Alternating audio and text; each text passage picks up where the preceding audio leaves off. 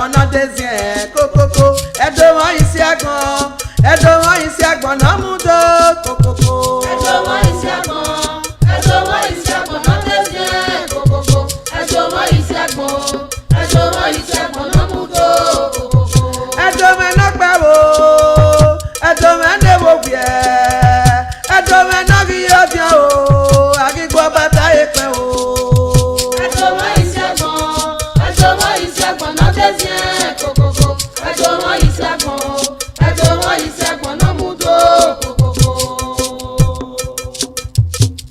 Igodo Ubini Idu Edo gbagbagba Edo neware Edo no pebo Ona otefi ago pewe dokin Aga da hwese oruda Oma eozedosa Ukpe 1694 Wego ba ma orogene Ebi potoki na ti ekate Lorenzo Pinto na Edo Isiagbon Edo Ori Isiagbon no desien kokoko Edo Ori Isiagbon no mudo kokoko Edo Ori Isiagbon no desien kokoko Edo Ori Isiagbon no mudo kokoko Edo Ori Isiagbon no desien kokoko Edo Ori Isiagbon no mudo kokoko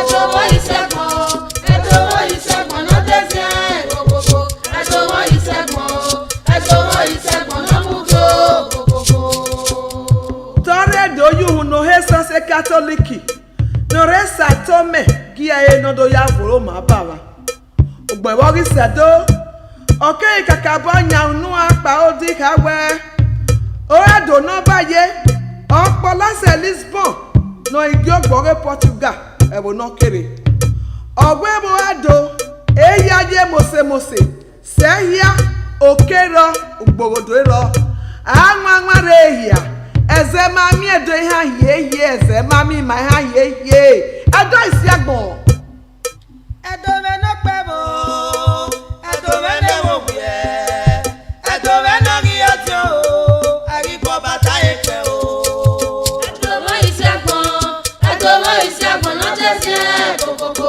Edo Ori Isiagbon no mudo kokoko Edo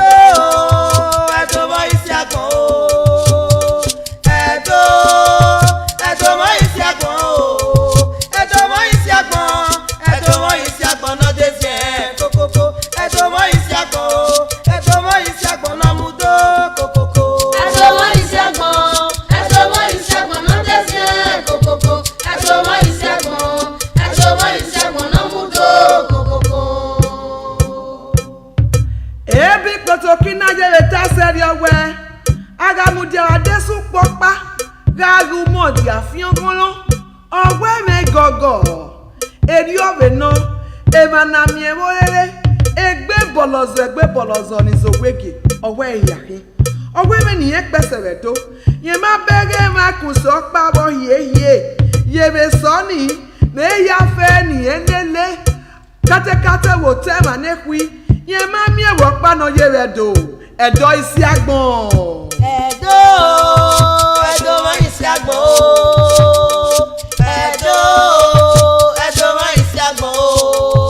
Edo Ori Isiagbon no desien kokoko Edo Ori Isiagbon no mudo kokoko Edo Ori Isiagbon no desien kokoko Edo Ori Isiagbon no mudo kokoko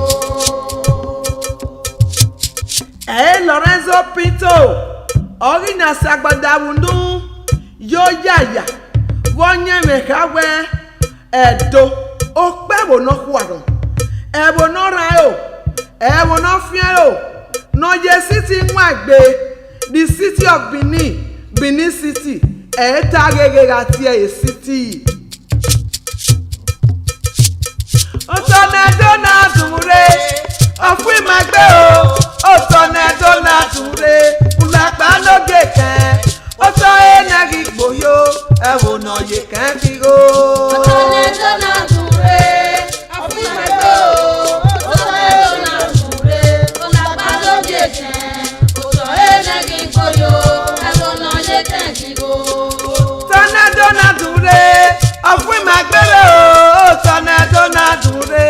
ulagba no geke. Oto enegi gboyo ebuno ye kekigo. Dona dure, afimebe o. Dona dure, ulagba no geke. Oto enegi gboyo ebuno ye kekigo. Oto enegi gboyo ebuno ye kekigo. Oto enegi gboyo edome ebuno ye kekigo. Ami ebuno ye bedola ebuno ye kekigo. Ena mi helari re wi gbon na go ye bedo. Oto enegi gboyo ebuno ye kekigo. Oto enegi gboyo edome ebuno ye kekigo.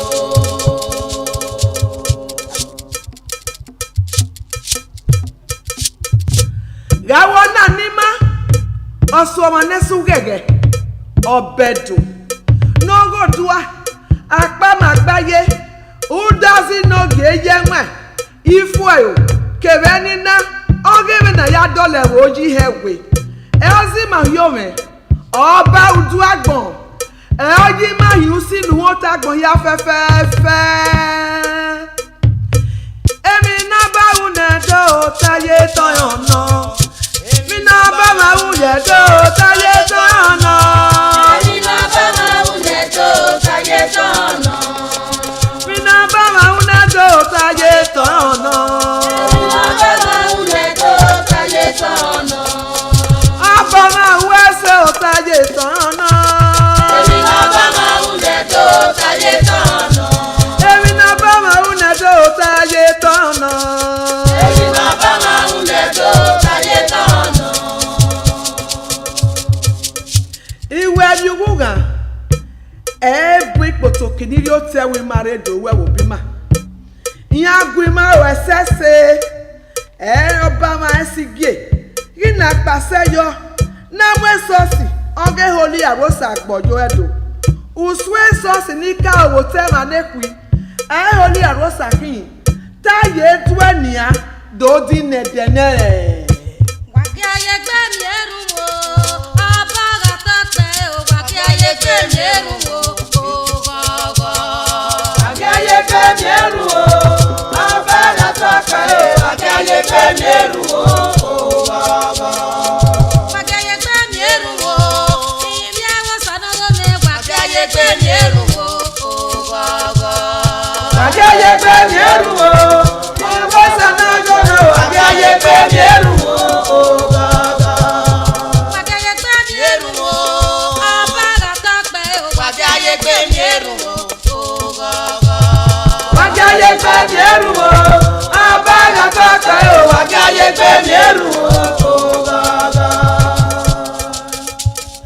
Sabo mani ya kayeke Sabo mani ya kayeke Sabo mani ya kayeke Sabo mani ya kayeke Sabo mani ya kayeke Sabo mani ya kayeke Sabo mani ya kayeke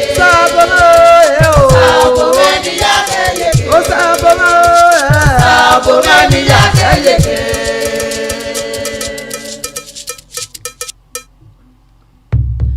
Eriobe no abasigie ona giobia eno dion no giye oro gbuari oba no bueko no bueda hobi gari Portugal ogunya obodo sese ona gwara zewunya eriobe gwawe ya gbon yoto ogi na ye oho kunu goto gari Lisbon no idi ogbore Portugal no ya mu apedo yobodo ona Ariti ambassador Edo na yemire ayemire na gedomu edome o Edo na yemire edome o Edo na yemire ayemire na gedomu Edo na yemire Edo na yemire ayemire na gedomu Edo na yemire edome o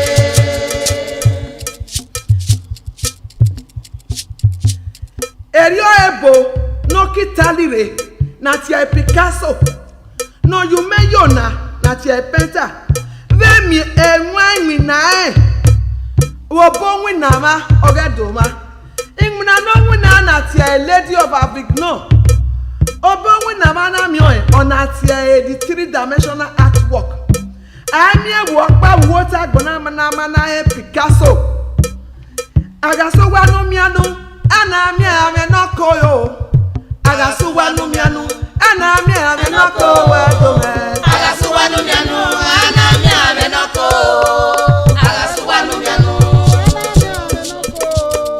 agaso wa no mianu ana mi ame no ko agaso wa no mianu ana mi ame no ko agaso wa no mianu ana mi ame no ko agaso wa no mianu agi bebe se do atome agaso wa no mianu ana mi ame no ko agaso wa no mianu agi bebe se do ama agaso wa no mianu ana mi ame no ko agaso wa no mianu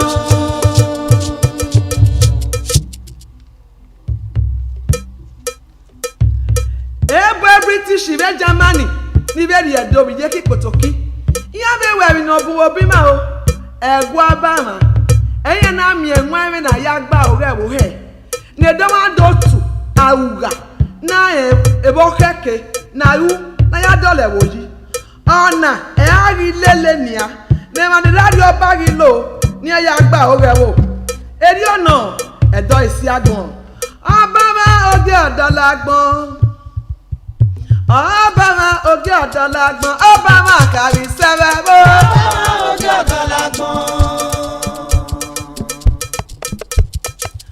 Obama oge odolagbon Obama oge odolagbon Obama kari sebebo Obama oge odolagbon Obama kari sebebo Obama oge odolagbon Obama kari sebebo Obama oge odolagbon Obama oge odolagbon Obama oge odolagbon Obama oge odolagbon Obama oge odolagbon Obama oge odolagbon Edo wagi madu gi Obama ekpendo wa obi ekene ma deyo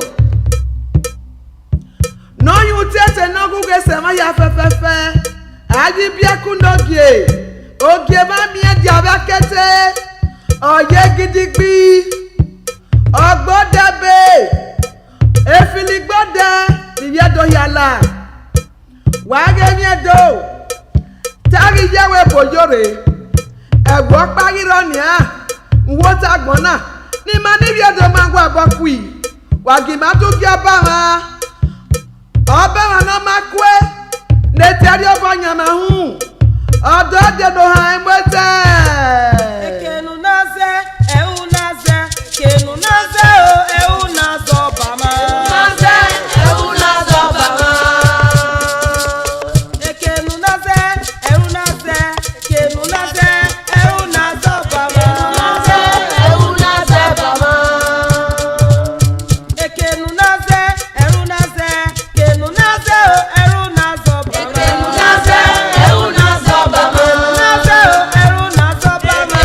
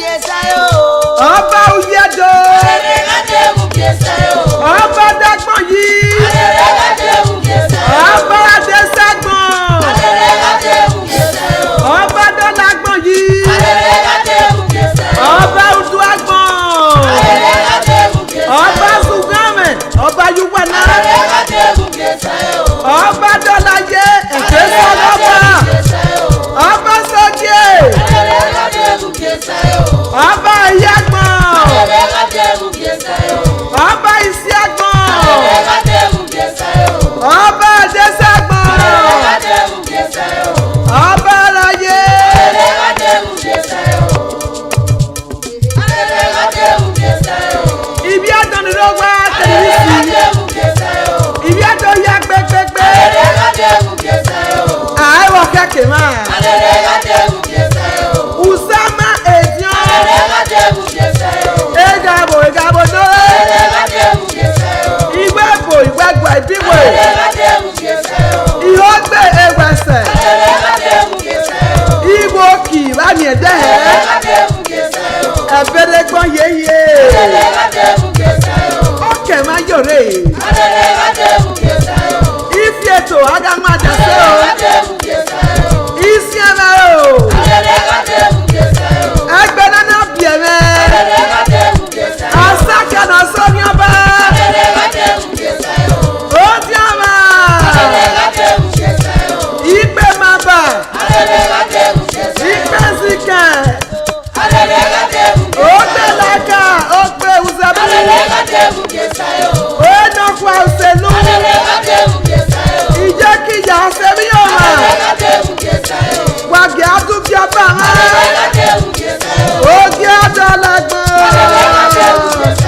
Àrèlégàdégún gèsè lẹ̀. Àrèlégàdégún gèsè yé. Àrèlégàdégún gèsè yé.